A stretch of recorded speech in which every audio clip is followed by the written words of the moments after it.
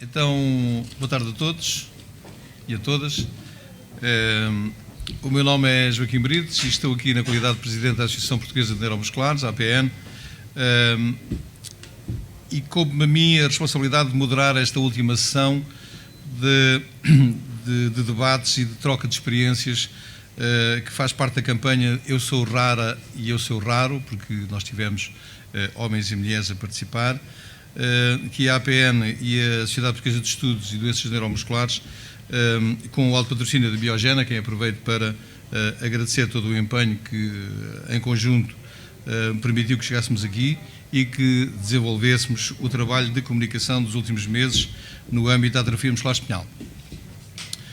Quero também agradecer à FNAC a sua imediata disponibilidade para colaborar e a todos os outros participantes que deram cara e um pouco da sua experiência de vida para enriquecer ainda mais as mensagens que pretendíamos transmitir. Deixo aqui um agradecimento especial ao Carlos Almendra, ao Vítor e à doutora Filomena, que já vamos ouvir e que fomos vendo nas redes sociais a passar e a divulgar a sua experiência enquanto pessoas atingidas ou cuidadores de pessoas atingidas. E também nos cartazes que circularam um pouco por todo o país. Agradeço o generoso contributo. Hoje vamos falar do estigma e do impacto emocional da doença neuromuscular. Vamos nos focar na atrofia muscular espinhal, que é o tema central, também que é considerado uma doença neuromuscular, e queremos por isso ouvir falar as pessoas que têm uma história e que conhecem muitas histórias de pessoas nesta condição. E garanto-vos, por conhecimento pessoal e por vivência pessoal, que são histórias de verdadeiros heróis. Começo por apresentar a doutora Filomena Carvalho, que é licenciada em Direito pela Universidade de Lisboa, tem um mestrado em Relações Internacionais e Direito Internacional, tem ainda o segundo ano de Estudos Europeus pela Faculdade de Letras da Universidade de Lisboa. Considera-se, e nós sabemos que é uma pessoa muito dinâmica e ativa, com duas profissões, exerce uma delas no escritório de advogados especialistas em Direito Penal e ainda trabalha numa empresa na área das vendas. Reside em Lisboa e vem contar-nos um pouco da sua história pessoal. Com certeza que estamos todos ansiosos por ouvir a sua história e eu começo por pedir à doutora Filomena que nos conte um pouco da sua luta e daquilo que ao longo da sua carreira foi encontrando como barreiras e até que ponto sentiu esse estigma de que falamos pelo facto de ser doente ou pelo facto de ter uma doença que é visível às pessoas porque não se desloca como os outros, porque não faz as coisas no mesmo tempo que os outros. Conte-nos aqui um bocadinho da sua experiência, estamos ansiosos por ouvir. Obrigada. Boa tarde a todos. Antes de mais, quero agradecer o facto de me estar a ser dada esta oportunidade de participar neste debate sobre a atrofia muscular espinhal. O que posso dizer é que, para além de ser portadora desta patologia, ao longo da minha vida e após o diagnóstico que me foi atribuído, deparei-me, como todas as pessoas portadoras desta deficiência ou de outro tipo de incapacidade se deparam ao longo da sua vida com inúmeras barreiras. Não só barreiras físicas, como barreiras a nível, portanto, psicológico, peço desculpa, estou um pouco nervosa, embora esteja habituada a estar em tribunal, mas, portanto, esta é a primeira vez que estou a falar, portanto, em público. Em relação às barreiras com que me fui deparando ao longo da minha vida, foram imensas. Mas, contudo, ao longo deste percurso,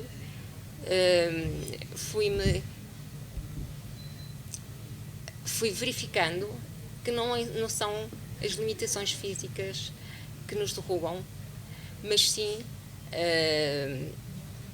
portanto, a nossa força mental e a forma como nós encaramos a vida.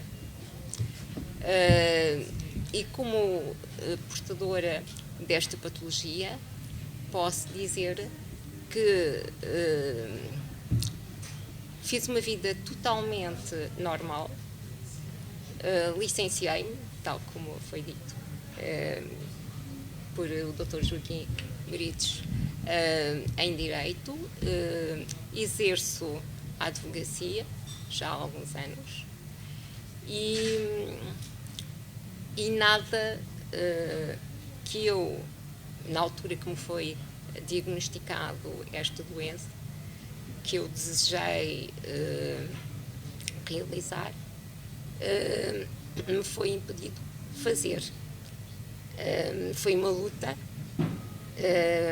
mas hoje posso dizer que nada que tinha em mente realizar ficou para trás.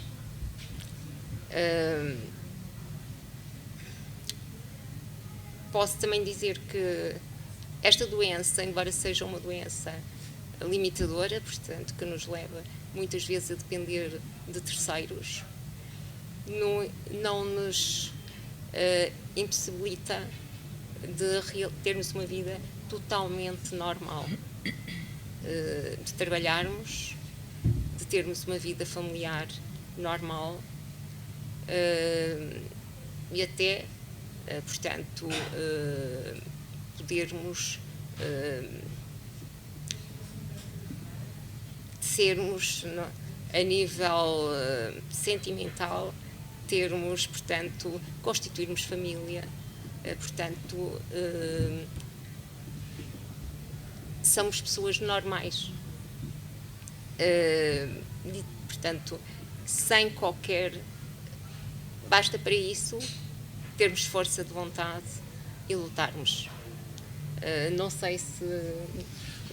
Sim, eu gostava só de perguntar, porque eu sei que às vezes as perguntas são difíceis, mas por quem conhece, da parte de quem conhece o problema, se calhar é mais fácil colocar questões. Sim. O que é que a Filomena encontrou, ou quais foram as principais barreiras sociais, porque também existem muitas barreiras sociais, Sim. que encontrou ao longo de todo esse seu percurso, quer do percurso académico, quer até do percurso profissional? Encontrou nessas barreiras sociais alguma coisa que a limitasse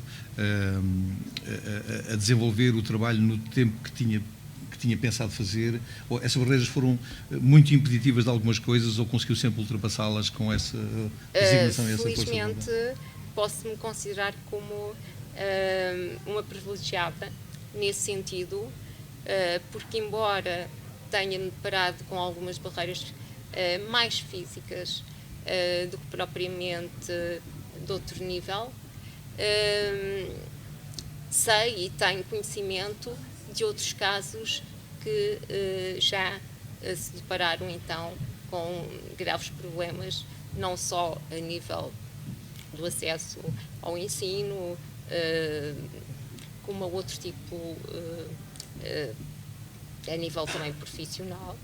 E eu, felizmente, embora seja portadora desta deficiência, nunca me senti excluída,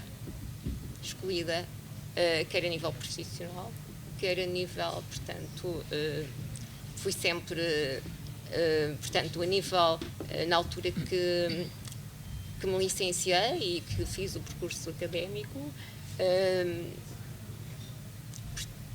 fui bem recebida e nunca senti qualquer tipo de dificuldade e limitações ou exclusão nesse campo. Nem qualquer tipo de rejeição? Não, de todo. Porque às vezes é importante nós dizermos que aquelas pessoas que se sentem ou que se apresentam como diferentes, porque têm um meio de locomoção diferente, porque agem de forma diferente, por vezes são vistas pelos outros como pessoas diferentes, e essa diferença marca toda uma vida e andam sempre a ser massacrados. Aqueles que, pelo contrário, sabem que são diferentes, mas sabem ultrapassar essa diferença e sabem ultrapassar e enfrentar as tais barreiras sociais, as barreiras arquitetónicas por vezes não são tão fáceis de ultrapassar, porque as pessoas com essa diferença não conseguem ir fazer a rampa, têm que mandar fazer, às vezes a luta é um pouco diferente, mas é preciso criar essa força de vontade também para não alimentar o tal estigma da sociedade, não é? Sem dúvida, sem dúvida. Temos que ser nós,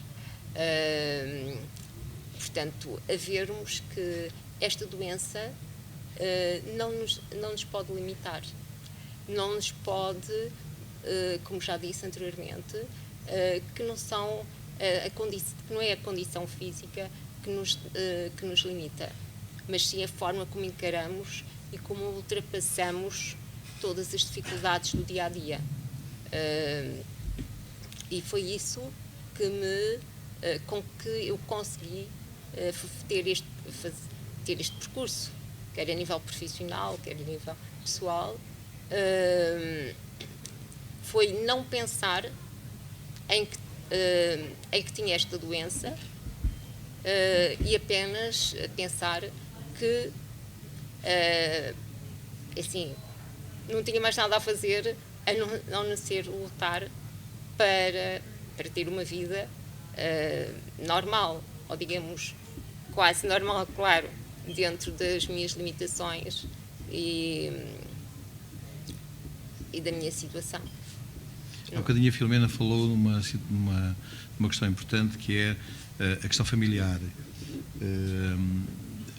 Até que ponto é que o envolvimento familiar, ou até que ponto é que a Filomena considera que esse envolvimento familiar é decisivo também para esse sucesso? É muito importante.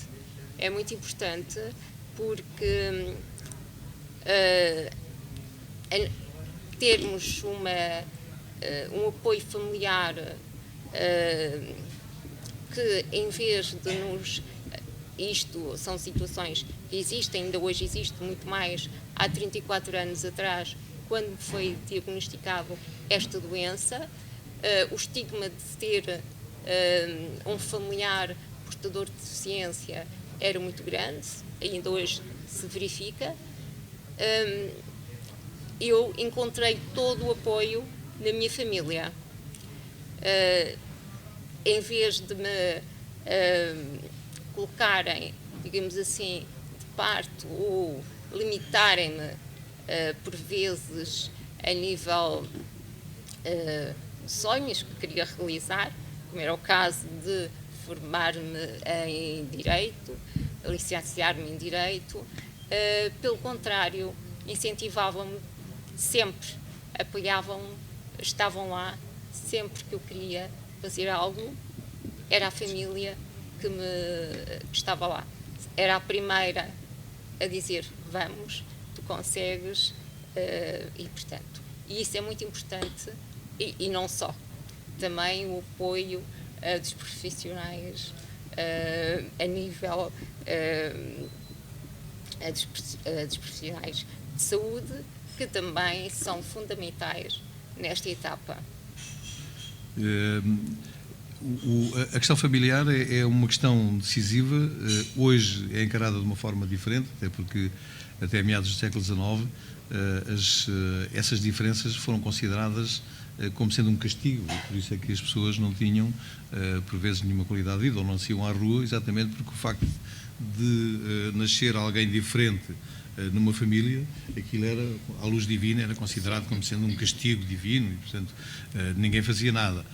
Ainda bem que o paradigma mudou, ainda bem que hoje temos uma condição diferente e uma forma diferente de olharmos, quer para a família, quer para os profissionais que acompanham essa família. Passaria, então, depois de ouvirmos o magnífico depoimento da doutora Filomena, a apresentar-vos a nossa segunda convidada, que é a doutora Ana Luísa Santos.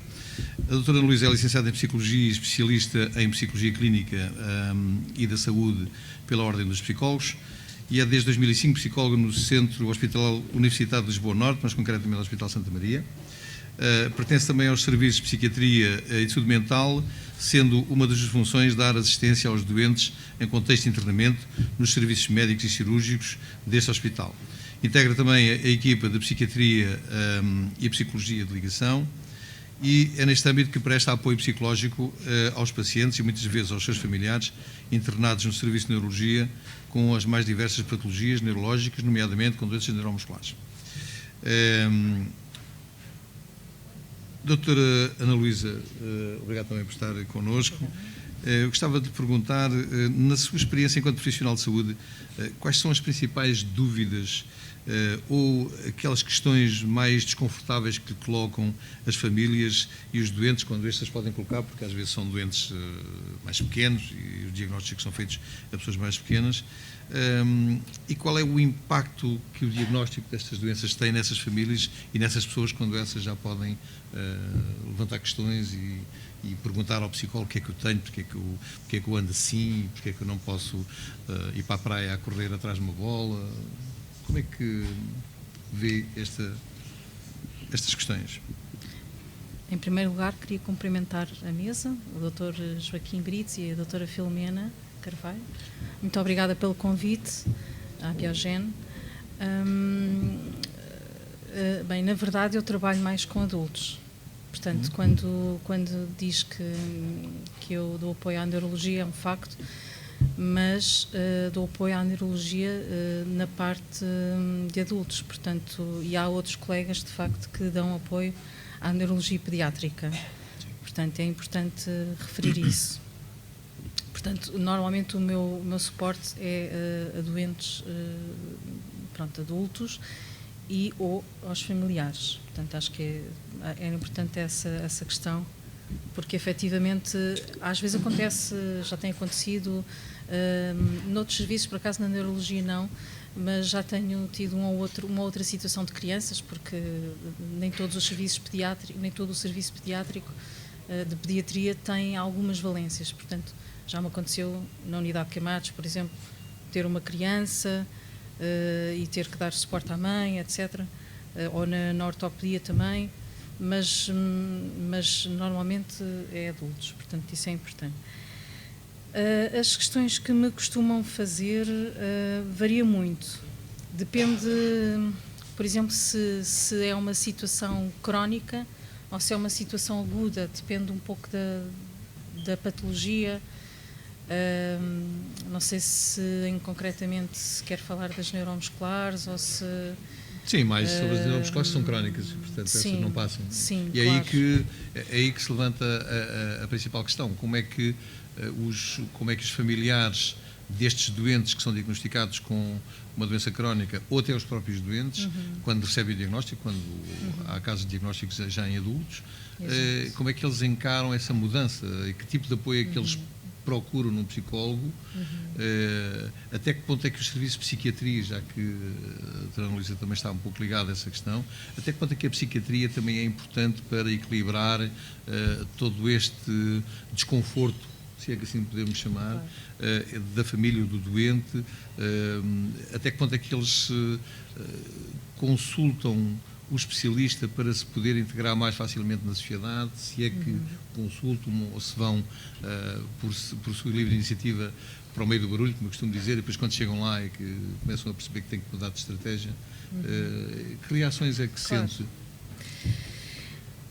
Normalmente há vários, tenho apanhado muitas situações em que as pessoas já estão medicadas, ou porque têm que ser internadas numa situação de crise, têm ali uma intercorrência qualquer já de uma doença diagnosticada há algum tempo, e têm que ser internadas nesse momento e, portanto, algumas, nem todas, mas algumas já vêm por exemplo, medicadas, ou já tiveram um acompanhamento psicológico prévio, ou já tiveram um contacto com um profissional de saúde, da área da saúde mental, em algum momento do desenvolvimento da sua doença. Portanto, acontece, de facto. Portanto, muitas vezes não sou o primeiro contacto que as pessoas têm. Deixa-me fazer uma pergunta provocatória. Claro. Diga. Acha que a saúde mental é muito importante nos casos neuromusculares? Não? Acho que sim. É fundamental. E, aliás, posso lhe dizer, eu dou apoio a vários serviços. É mais importante para o doente ou mais importante para quem acompanha o doente? Eu acho que para ambos. Tenho dificuldade em dizer-lhe para quem é que é mais importante. Para ambos. Se calhar em fases diferentes. Se calhar em fases diferentes. Pode haver uma altura em que o cuidador pode precisar mais, pode haver uma altura em que a pessoa cuidada pode precisar mais, mas acho que é fundamental para ambos, muito honestamente. Vamos perguntar à Filomena se ela sentiu alguma necessidade deste tipo de acompanhamento. Sim, há 34 anos atrás, sim. No início, Faria, sim. sobretudo naquele impacto inicial em que é necessário nós equilibrarmos um bocadinho Sim, a nossa mente. é extremamente importante haver esse acompanhamento. E ao longo dos 34 anos posteriores, sentiu também alguma necessidade de vez em quando, desabafar com um psicólogo? Porque Não, sentia necessidade? não, de todo. Não? Não. Conseguiu Eu penso que equilibrar? é naquela fase em que nos é dado o diagnóstico. Muitas vezes também os pais precisam desse apoio por parte da classe médica e dos profissionais de saúde, portanto, a nível geral, precisam desse apoio. Claro. Porque eu vi pelos meus pais que andaram ali há alguns anos um pouco à deriva. Perdidos. Sim. Sem o tal acompanhamento. Sem o tal acompanhamento, sem dúvida. E a Dona Luísa, quais são as perguntas mais frequentes que lhe fazem quando chegam ao seu consultório? Eu tenho uma doença, não sei o que é de fazer com ela, o que é que me aconselha a fazer? Fazem estas perguntas assim diretas ou a abordagem é uma abordagem um bocadinho mais de pergunta-resposta, é uma abordagem mais de consulta no sentido da psicóloga tentar saber o que é que o doente E é interessante, sente? normalmente não são as pessoas que vêm ter comigo, sou eu que vou ter com as pessoas.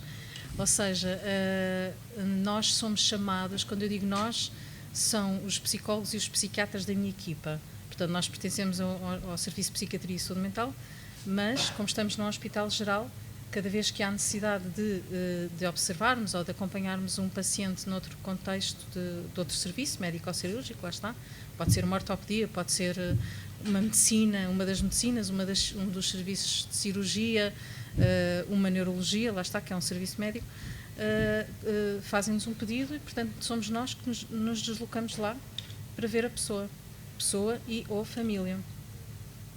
E ou discutir em equipa multidisciplinar o que for necessário. E, portanto, normalmente somos nós que vamos ter com a pessoa. Portanto, só isso já torna a abordagem um bocado diferente, na minha opinião. E, portanto, mas as questões que me fazem são muito variadas. Às vezes nem é tanto, se calhar, questões, às vezes é mais dúvidas, angústias, podem ter a ver com a situação daquele momento, situação de crise dentro de uma patologia crónica, que pode ter a ver com quebra de expectativas, não sei, é muito variável, não sei se... Alguma frustração também? Há muita frustração, claro. Quebra de expectativas, lá está, porque vamos imaginar que a doença até estava estável e de repente há uma crise, ou agora falta-me o termo... não é bem crise que eu queria dizer, mas agora estou-me a lembrar da esclerose múltipla, por exemplo, que tem episódios surtos, exatamente. Sim. Por exemplo, não é? Que a pessoa está relativamente estável e de repente tem um surto, quer dizer, há ali uma quebra muito grande e vai outra vez uma nova adaptação a toda uma situação que não está... Quer dizer, apesar mas, como sabe, os doentes neuromusculares não têm esse tipo de surtos. Os doentes neuromusculares têm uma doença progressiva e que progride em função da sua digamos, da patologia em si, em função da deleção que cada um tem, em função do diagnóstico genético que é feito, e para cada patologia existe um tipo de evolução diferente. E essa evolução também diverge em função do acompanhamento, quer familiar, quer profissional, que esses doentes têm, e, portanto, por vezes é necessário recorrer a alguns serviços de psicologia e de psiquiatria também, porque a saúde mental, quer de um, quer do outro, é tão afetada que, por vezes, é preciso equilibrar as falsas expectativas que às vezes se criam em torno de uma falsa notícia, que diz foi descoberto o medicamento para não sei o quê, e no outro dia a pessoa vai a correr para o hospital perguntar à médica quando é que eu tenho direito ao medicamento, porque ouvi dizer, ou li algum lado, na internet sobretudo. E, portanto, essas expectativas por vezes têm que ser muito bem acompanhadas. E como é que uma psicóloga, quando vê um doente com essas expectativas muito altas e que sabe que tem que ali serenar um bocadinho os ânimos, como é que reage? Como é que consegue tranquilizar essa pessoa enquanto profissional de saúde? Bem, a primeira coisa que eu faço é tentar perceber, do ponto de vista médico, se há alguma credibilidade ou não naquela expectativa do doente, não é? Porque até pode haver alguma razão ou não. Portanto, tento-me informar do ponto de vista médico se faz sentido ou não. E depois é desconstruir um bocadinho com o paciente, não é? Obviamente, ir desconstruindo aquela ideia aos poucos, com pezinhos de lã, às vezes, como se costuma dizer, com fatores da realidade, quer dizer... mas acha que a informação dos profissionais de saúde relativamente a estas doenças crónicas, raras, muitas vezes pouco divulgadas, acha que a informação, na generalidade, é suficiente para poder aconselhar estes doentes? Na minha perspectiva, tem havido cada vez mais informação e a vossa associação está bastante bem fornecida de informação. Penso que na globalidade as pessoas ainda não estão muito despertas para isto, não é? Eu noto, até pelos meus amigos, que não sabem muito bem o que doenças raras é que existem. É assim, eu trabalho num hospital, é normal que tenha esse contacto, não é? Mas no meu grupo de amigos eu noto que tem pouco conhecimento pouco geral. ou nada se fala de doenças Sim. raras, quando elas são entre 6 a 8 mil, não é? Pois. E que afetam 8% da população. Efetivamente, às vezes o problema também é o diagnóstico. Diagnosticar uma doença rara às vezes também é difícil. Às vezes anda-se ali vários anos até se conseguir perceber qual é exatamente o problema daquele doente, não é? Às vezes o próprio diagnóstico é muito difícil. Às vezes os próprios médicos demoram alguns anos a conseguir diagnosticar uma doença. Às vezes pelos exames não se conclui. Às vezes é um diagnóstico clínico. Claro, por isso é que são raros. Pois... Porque é mais difícil detectar. Porque é mais difícil detectar, não há exames de facto, que sejam conclusivos. Mas indo voltando outra vez à questão da informação, porque por vezes as pessoas recorrem ao médico, ou ao psicólogo, ou ao psiquiatra, ou qualquer profissional de saúde, às vezes até ao enfermeiro, na expectativa de que a pessoa que está lá à frente tenha uma resposta para lhe dar. Olha, eu hoje senti-me pior do que ontem. O que é que acha que me aconteceu? E o profissional de saúde, por vezes, fica ali um bocadinho preso na resposta. Primeiro, porque não conhece a doença. Segundo, porque não sabe o histórico do doente. E terceiro, porque, por vezes, dar-lhe uma resposta pode alimentar uma falsa expectativa que cria uma doença ainda maior, a tal situação da afetação mental. E aí temos que recorrer, obviamente, a profissionais cada vez mais especializados, e era exatamente aqui que eu queria chegar. O que é que acha da especialização dos profissionais de saúde nesta área dos neuromusculares? Acha que é uma coisa importante? E refiro-me às áreas todas de saúde, desde a psicologia, a psiquiatria, a neuropediatria, a neurologia, fisiatria, fisioterapia, tudo aquilo que sejam especialidades médicas. O que é que acha da necessidade cada vez maior de especializar estes profissionais? Seria importante no âmbito em que... Vou-lhe ser muito sincera, de todas as doenças que eu tenho visto, para mim tem sido, das experiências que eu tenho tido de contacto com pessoas com doenças, e em particular as neurológicas, têm sido as mais difíceis. Eu já ouvi coisas dificílimas ditas por doentes, neste caso 2 doentes em particular que me marcaram bastante, com doenças neuromusculares. Por acaso eram escleroses laterais amiotróficas. Posso partilhar se quiserem, mas foram coisas mesmo duríssimas e que do ponto de vista psicológico eu senti-me senti-me sem uma resposta.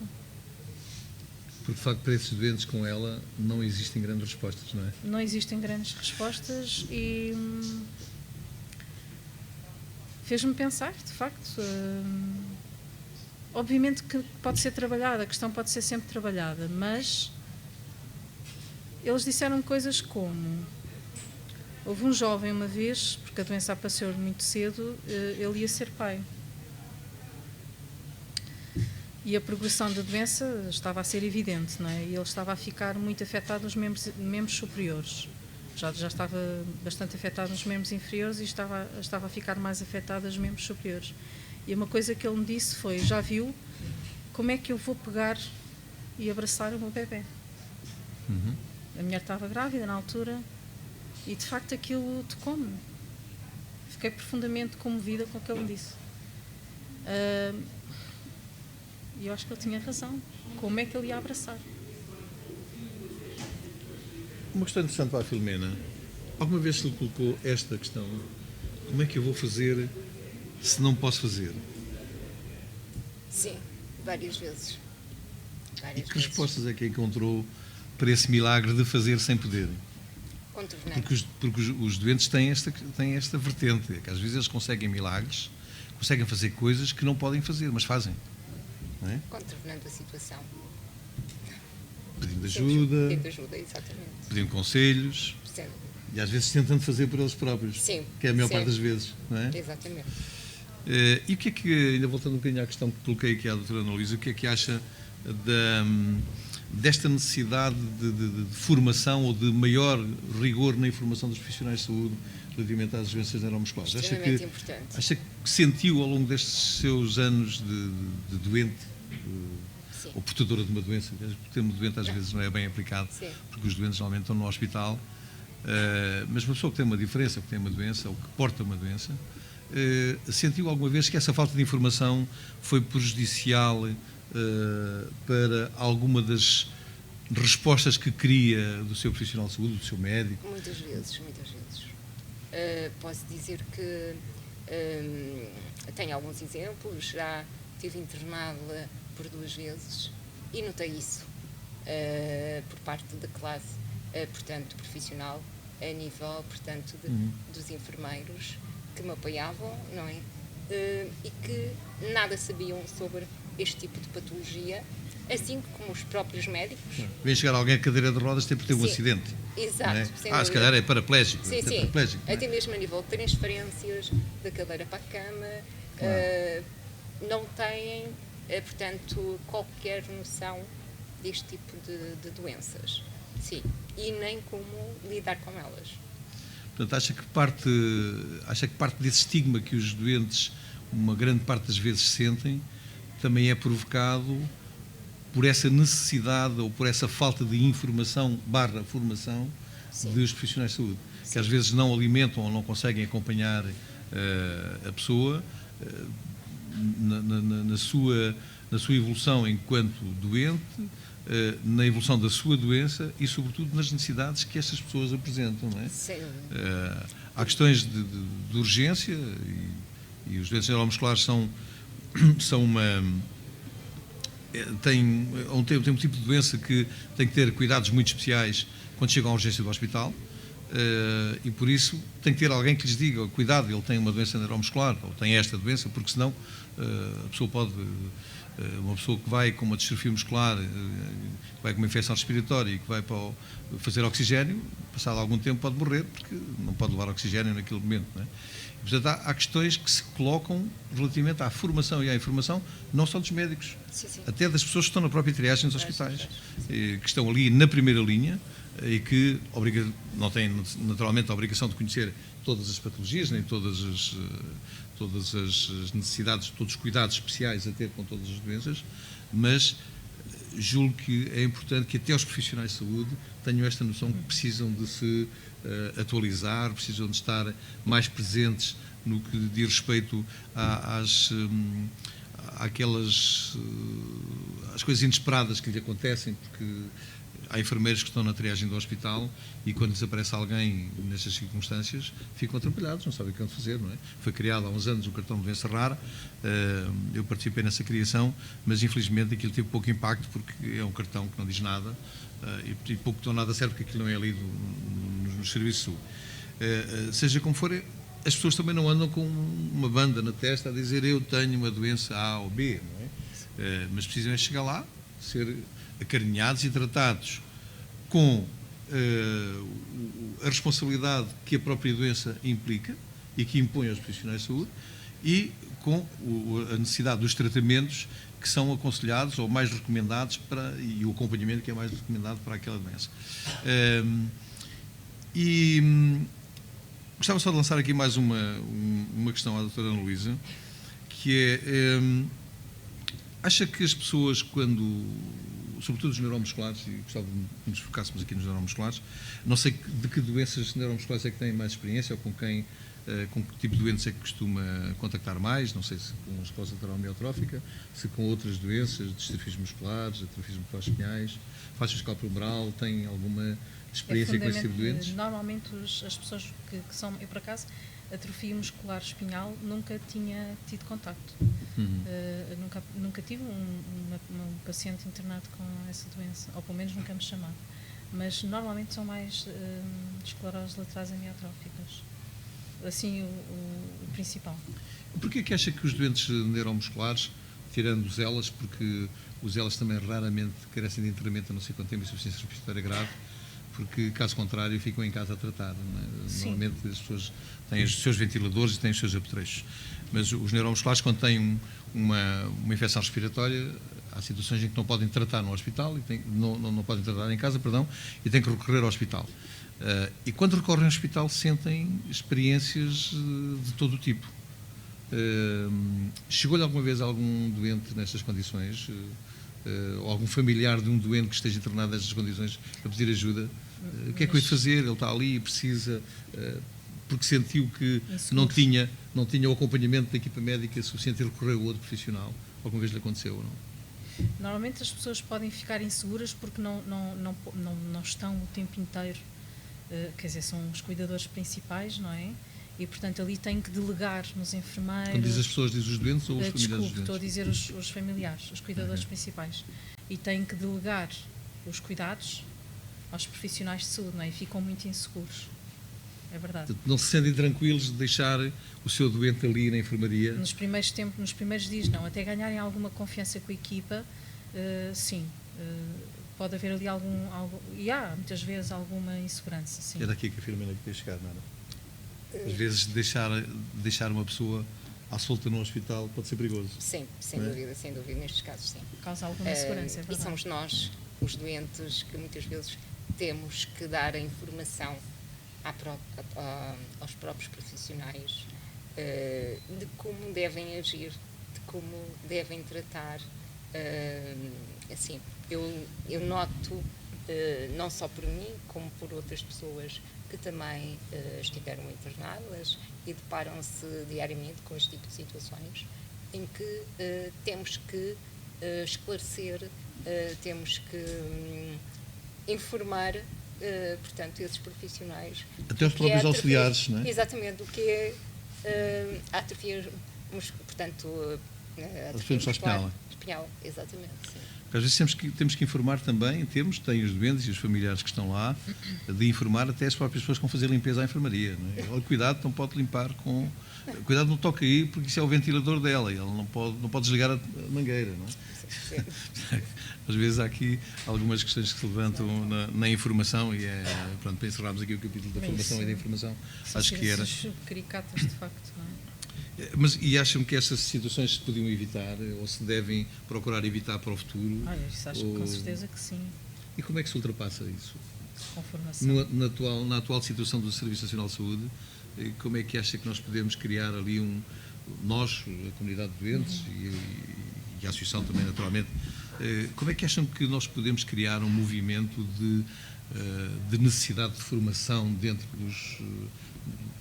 das ordens profissionais, dos profissionais de saúde? Como é que acha que isso consegue fazer? Isso é uma boa questão. Partir pedra. Eu penso é que há muitas outras coisas em que os hospitais, ou pelo menos há uma preocupação grande noutras coisas também. Não sei se seria fácil entrar por aí, percebe? Mas a preocupação dos hospitais é tratar doente. A preocupação dos hospitais, teoricamente, é o bem-estar do doente. É a de qualidade, qualquer doente? Sim. De qualquer doente. De qualquer doente, sim. Falta essa parte, não é? Para nós chegarmos a todos os doentes, sejam eles qualquer doente. Sim. Sim,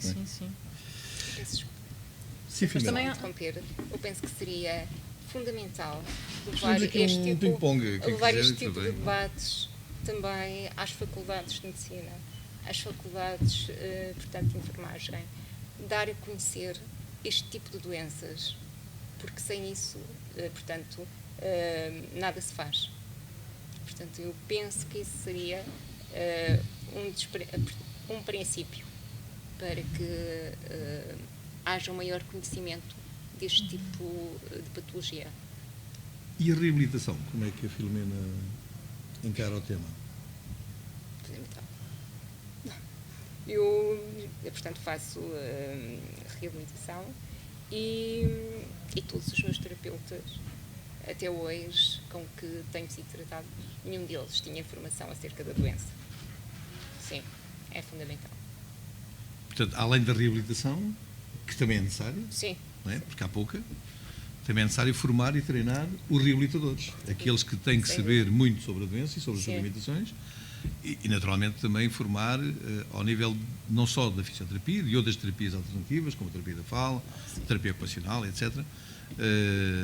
E a Filomena acha que com maior formação, ou com mais formação e mais efetiva, acha que esses profissionais de saúde, entendo os fisioterapeutas, os fisiatras, que é uma classe médica que também é decisiva aqui, pelo menos para recomendar a fisioterapia, não fazem outra coisa, mas acha que com isso nós podemos um dia aspirar a uma qualidade de vida mais ou menos uniformizada para todos os doentes neuromusculares? Sim, sem dúvida. Seria mais fácil? Muito mais fácil. Muito mais fácil. E a doutora Ana Luísa, o que é que acha sobre isso enquanto profissional de saúde? Acha que o acompanhamento do doente não se faz só com psicologia, nem com psiquiatria, faz essencialmente com a manutenção das capacidades dos doentes? Infelizmente, quando têm doenças progressivas, vão perdendo, não é? Precisamos de apoiar os doentes, mas também, sobretudo, precisamos de reabilitar os doentes. Precisamos de os apoiar e reabilitá-los, quer na parte psicológica, quer na parte física. A reabilitação é um tema que é um bocadinho transversal, não só aquela parte da manipulação, do alongamento e do estiramento, mas também reabilitar a saúde mental, que falámos há bocadinho, quer do doente, quer do seu familiar. A reabilitação psicológica também, que tem um impacto brutal quando o doente desiste. Sim. Não é? Então, ontem um paciente me dizia: apetece-me atirar a toalha ao chão. E quando é o familiar que desiste? É complicado. É complicado, mas lá está. Eu acho que são fases, ok? E há bocado também queria ressalvar isto. Quando eu falei daquele paciente que me disse aquilo, atenção, obviamente que aquilo que eu estou a tentar transmitir é que é importante dar algum espaço para que a pessoa possa manifestar o que sente e até fazer o luto. O que não quer dizer que isso não possa ser trabalhado, não é? Ou seja, a Filomena depois referiu contornar. Claro que sim. Claro que aquele paciente em particular pode vir, ou poderia vir a abraçar o seu filho. Não de uma forma normativa, não é?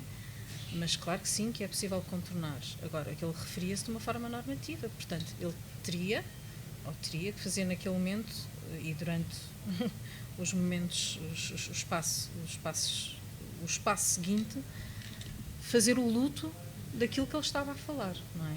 E, portanto, o que eu quero dizer é, nós psicólogos, temos que dar algum tempo à pessoa para fazer esse luto.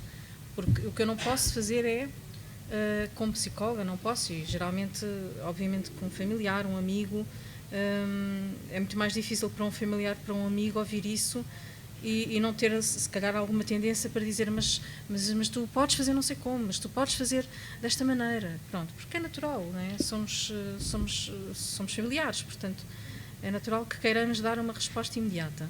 Mas nós, como psicólogos, temos que dar algum tempo para a pessoa, de facto, poder aceitar que daquela maneira não vai poder ser. Quando aceitar isso, ok, então que outras formas poderão haver a partir daqui? E aí sim é quando eu há bocado disse, podemos trabalhar isso.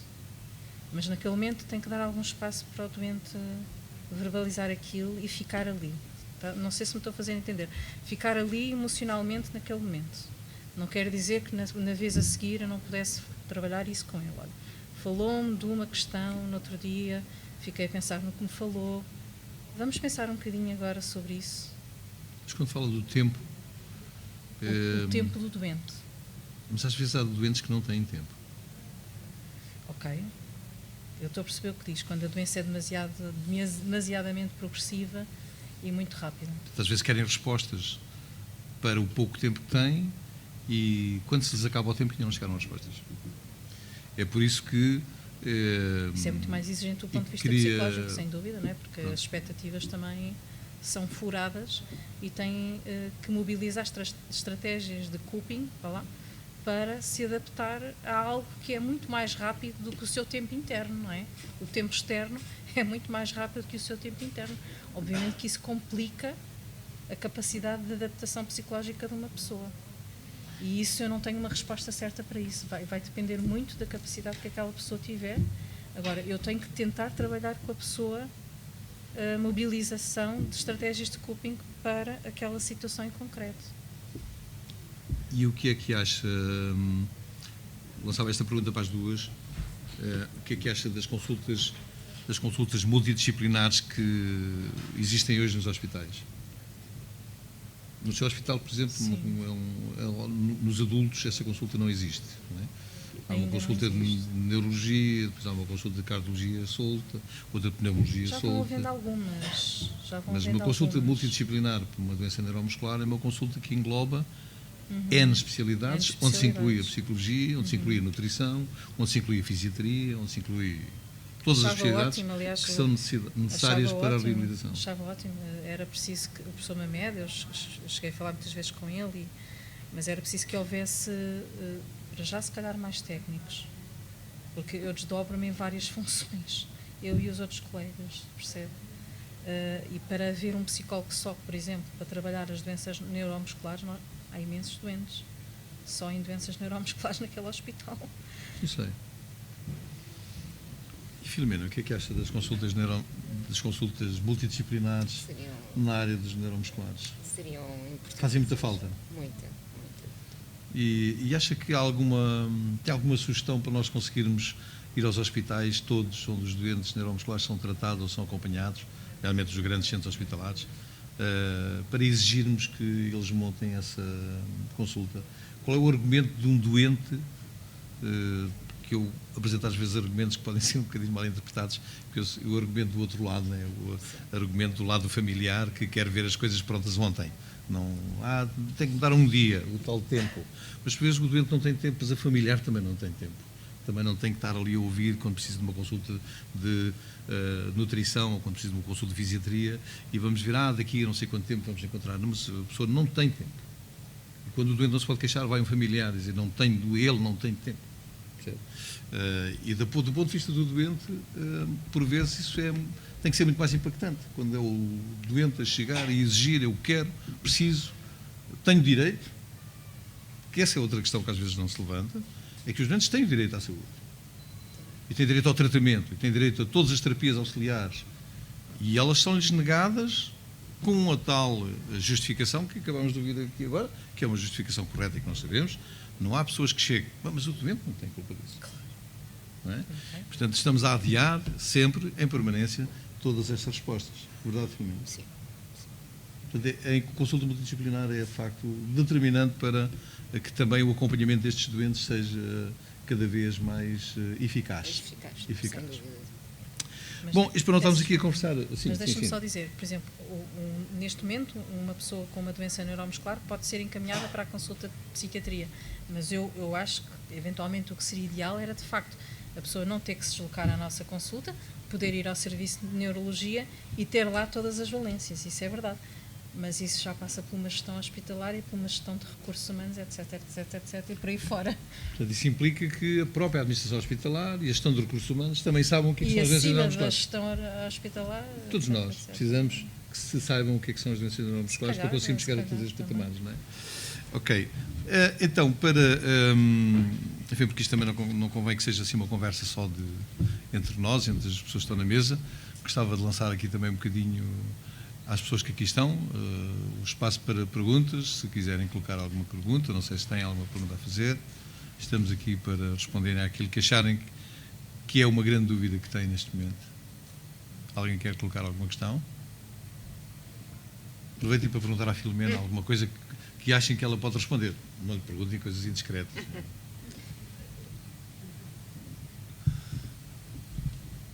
Ninguém tem perguntas. É sempre assim. E deste lado também ninguém tem perguntas. Ninguém tem. E eu tenho tantas. Mas pronto. Mas também não podemos estar aqui a noite toda.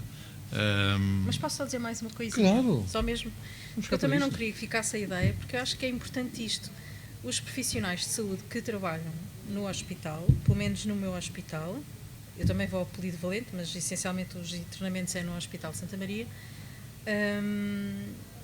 fazem de uma forma global, obviamente que há exceções, não é?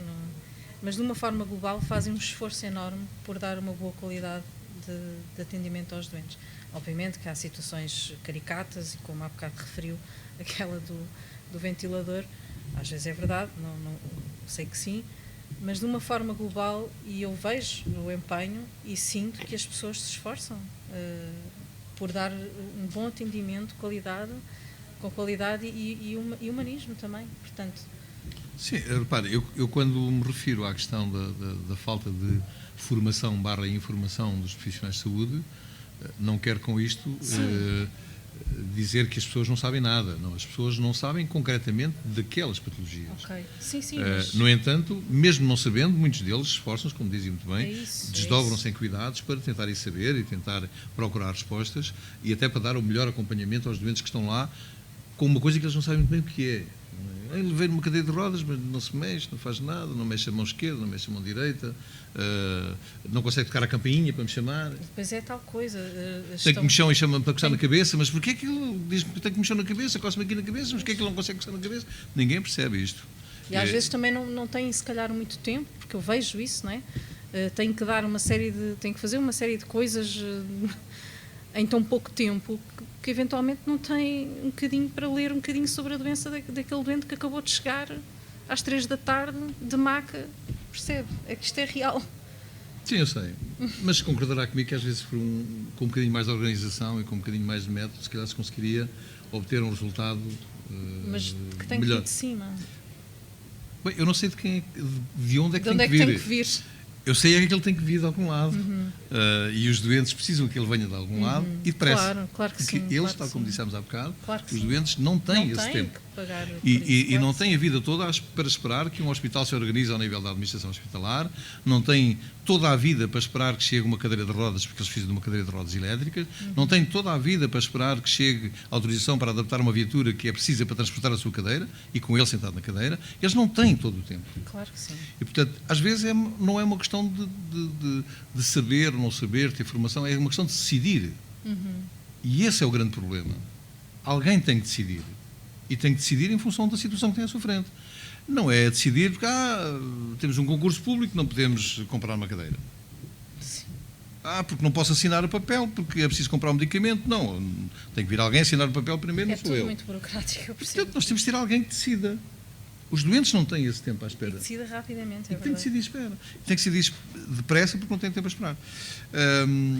Pronto, eu também não, obviamente teríamos aqui conversa para alargar. O Ricardo tem uma pergunta para colocar. Diga. Aleluia, aqui há já alguém para colocar a pergunta. Se calhar obrigado, obviamente, pela vossa palestra. Se calhar aproveitar e perguntar à Filomena os principais desafios, e já referiu várias vezes há 34 anos, quando teve esse diagnóstico, havia certamente muito menos informação do que há hoje em dia. Como é que foi o desafio de, na altura, procurar esse tipo de informação? Onde é que se encontravam respostas? E, por outro lado, passados esses mais de 30 anos, qual é que é também a sua percepção deste tipo de atividades e de campanhas de sensibilização e a importância que podem ter para este tipo de patologias? Não havia respostas, simplesmente.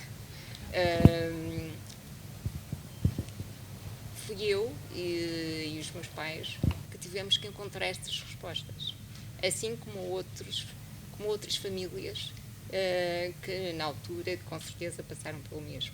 Portanto, não havia a informação que existe agora, de todo, quer a nível também por parte dos profissionais de saúde. Se hoje não existe, há 34 muito menos. E, portanto, tentamos procurar essas respostas de outra forma. E, como disse já, ultrapassando, e no meu caso, houve ali uma fase para poder ultrapassar, houve uma fase de negação da própria doença. E, portanto, a partir do momento deixei de pensar na doença e optei por viver. Nada mais. E claro, e só passado alguns anos é que realmente houve essa aceitação, mas também já havia maior informação. Posso dizer que só há cerca de, sensivelmente, 10 anos para cá, nem tanto, é que voltei novamente às consultas de neurologia, voltei novamente, portanto, a dedicar-me, digamos assim, à minha doença, porque até essa altura não, porque não havia qualquer tipo de informação e de apoio de todo. Portanto, seria uma luta em vão, e preferi, portanto, optar por viver e ultrapassar as barreiras que me iria, portanto, que iria constantemente portanto, tinha, quer a nível profissional, e, portanto, hoje estou aqui e posso dizer que consegui. Mas espero que isto que passei ao longo destes anos, que embora, como eu já disse, fui uma privilegiada, que outras pessoas que não passem pelo mesmo, porque é difícil querer uma resposta e não a ter um apoio e profissional e não conseguir, assim como também quer a nível também de apoios a nível portanto de uma cadeira de rodas, do andarilho, não tínhamos. Hoje é mais fácil, mas na altura era muito complicado obter esses mesmos apoios. Hoje pode demorar mais um bocadinho, mas eles chegam, não é? Mas na altura... Na altura podíamos esperar muito tempo e não chegava nada. Exatamente, sim. Pronto, eu penso que estaríamos a esgotar o nosso tempo. Gostava só de terminar dizendo que a atrofia muscular espinhal é de facto uma doença muito séria,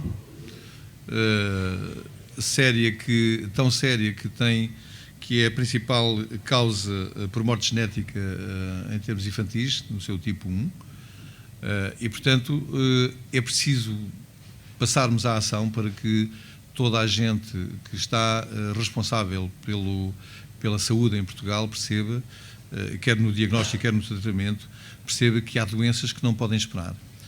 Felizmente vão aparecendo tratamentos, medicamentos raros, operações raras, os chamados medicamentos órfãos, mas que exigem também que essa atenção aos doentes seja dada de forma a podermos diagnosticar essas doenças cada vez mais cedo. Hoje existem formas fáceis de o fazer, formas técnicas muito fáceis de o fazer, e é por isso que, relativamente à atrofia muscular espinhal, estamos todos empenhados em que os doentes sejam diagnosticados de forma pré-sintomática, preferencialmente logo após o nascimento, e estamos a tentar introduzir, de forma, ainda em forma de projeto piloto, um teste de diagnóstico neonatal para que a atrofia muscular espinhal seja diagnosticada logo quando é feito o teste do pezinho. Se isso for conseguido, naturalmente teremos muito menos mortes por atrofia muscular espinhal, sendo elas tipo 1, 2 ou 3, porque podem ser detectadas logo com esse diagnóstico neonatal, podem ser detectadas o número de cópias e facilmente descodificado do tipo, e, portanto, vamos ter que continuar a insistir nessa onda de informação, de formação e também de captação de interesse para a nossa luta. Se conhecerem alguém com doenças neuromusculares, mandem-no vir ter connosco, nós teremos todo o prazer em acompanhá-los e também em associarmos à luta, que nós sabemos que é difícil, quer dos doentes, quer das famílias, e estaremos cá para acolher toda a gente. Quero agradecer-vos no final pela vossa presença, pela paciência que tiveram de nos ouvir durante estes minutos, e ficarei à vossa disposição depois da sessão para qualquer pergunta que queiram colocar. Muito obrigado a todos. Boa noite.